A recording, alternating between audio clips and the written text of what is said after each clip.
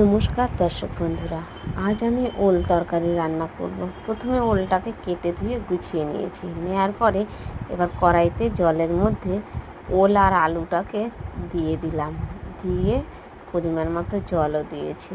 জল দিয়ে এর মধ্যে দুটো আম পাতা ছিঁড়ে দিয়েছি।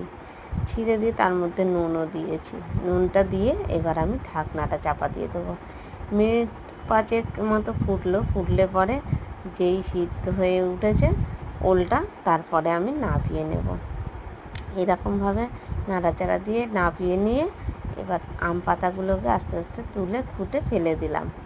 ফেলে দেওয়া হয়ে গেলে এবার জলের ভেতর থেকে ওল আর আলুটাকেও তুলে নিচ্ছি।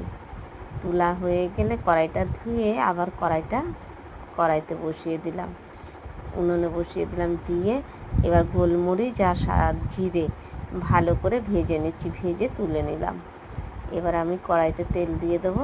তেল দিয়ে মাছগুলোকে ভেজে রেখেছি, নুন হলুদ মাখিয়ে রেখেছিলাম। মাখিয়ে রাখার পরে সে তেলের মধ্যে দিয়ে কই মাছগুলো ভেজে নিচ্ছি। এক এক করে এদিক ওদিক করে কই মাছগুলোকে ভেজে আমি এবার তুলে নিচ্ছি। কি সুন্দর ভাজা হয়ে গেছে দেখুন। তোলা হয়ে গেলে এবার আবার জিরে ফোড়ন দেবো তেলের মধ্যে।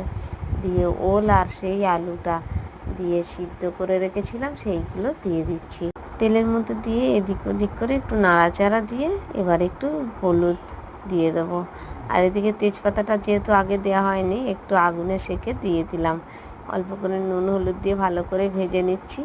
ভাজা হয়ে গেলে এদিকে আমি আদা জিরে বেটে নিয়েছিলাম, সেই আদা জিরে বাটাটা দিয়ে এবার মশলাটা কষিয়ে নেব। আদা জিরে বাটা, পরিমাণ মতো নুন হলুদ সব কিছু দিয়ে কষিয়ে নিলাম।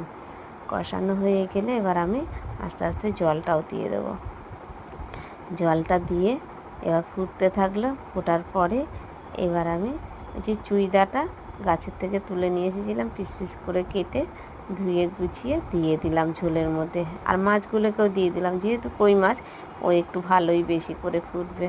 আর তারপরে কাঁচা লঙ্কাটা দিয়ে দিচ্ছি। কাঁচা লঙ্কাটা দিয়ে এবার আমি তরকারিটা ঢেকে দেব যতক্ষণ না তরকারিটা হয়ে যায়। এবার ঢেকে দেওয়ার পরে তরকারিটাই হয়েই গেছে প্রায়। হয়ে গেলে পরে এবার নামানোর আগে ওই যে জিরে আর গোলমরিচ গুঁড়ো করে রেখেছিলাম সেই গুঁড়োটা দিয়ে দিলাম, দিয়ে নামিয়ে নিলাম। দুপুরে তরকারিটা খাওয়ার পরে আপনাদের ভিডিওটা ছাড়লাম। খেতে যে কী অসাধারণ হয়েছে! ভালো লাগলে লাইক শেয়ার সাবস্ক্রাইব কমেন্ট করতে ভুলবেন না। এরকম নতুন নতুন ভিডিও পেতে হলে আমার চ্যানেলকে অবশ্যই